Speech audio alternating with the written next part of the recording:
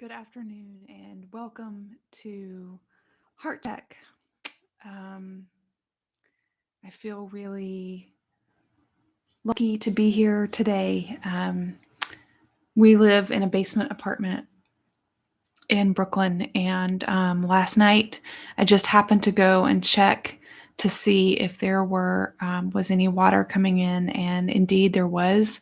I'm glad I went and checked. Otherwise, we would have had a really, really, really big problem. I don't think at any point we would have been in danger, um, but we were able to redirect the water, and get um, our things off the floor. So we didn't have any damage. We have a lot of wet towels, um, but we are safe this morning and today. And I is not lost on me that people didn't make it out, and people who live in basement apartments died. And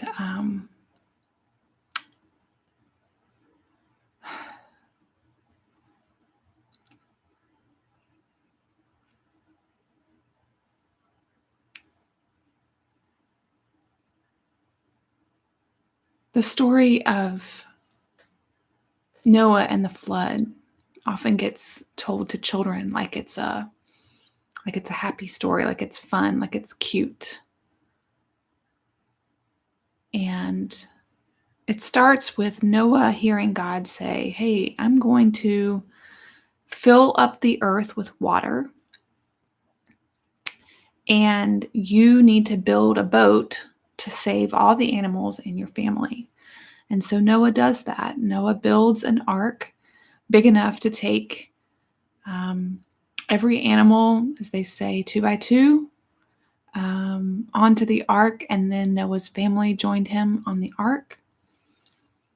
It rained for 40 days and 40 nights, according to the story, and at the end, Noah sent out a dove, and the dove came back with an olive branch. And that was a sign of peace, sort of a truce, if you will, from God. And then God placed a rainbow in the sky as a covenant between God and the people that survived the flood.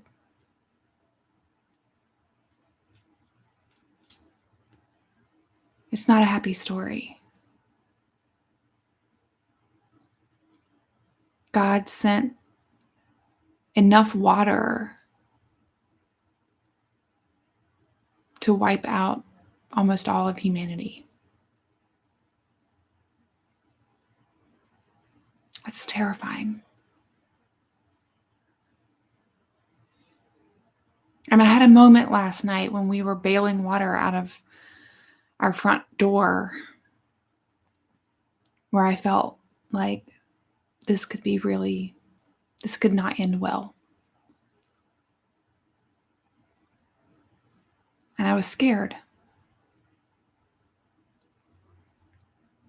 And I didn't think God will get me through this because I didn't know. I didn't know what through this meant.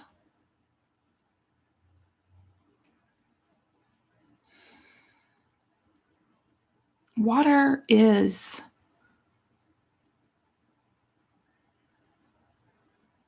complicated to me. I was born under the sign of Pisces, and so I am fascinated and enthralled and inspired by water. And also, water scares me. I'm scared when there are children around water, especially my young children who aren't strong swimmers. I'm scared when I hear of floodwaters, when I hear of tsunamis.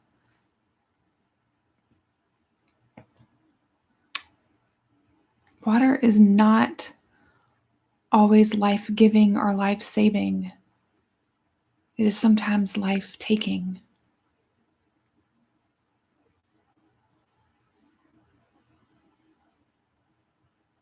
And so what do we do when water takes instead of gives? When water destructs instead of cleanses? What do we do the next day? There's a lot happening these days. I don't know about you, but in my life, my calendar is filling up and I'm making plans for the future. And there's a lot of movement happening, a lot more movement that was happening a year ago this time. And I'm thinking about everything that has happened. That to move forward is not to forget. To move forward is not to not see the destruction around us.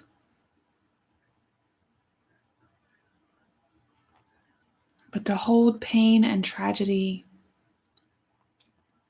as part of a holy story. It's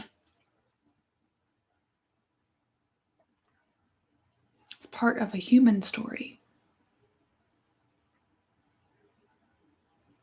To pray for those who have been lost. To pray for those who feel like they are losing. And to know when it is us, when it is ourselves who need prayers. Friends, I'm praying for you today. I'm praying that the destruction that may be around you doesn't overwhelm you. That as things become more busy and more dense,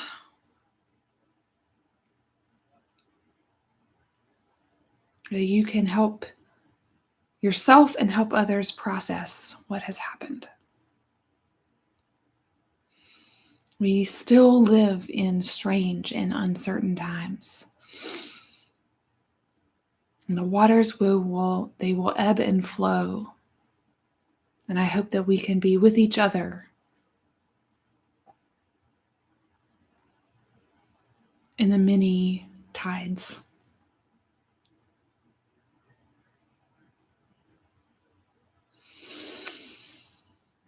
Friends, let's just put our hands on our hearts. Take a deep breath.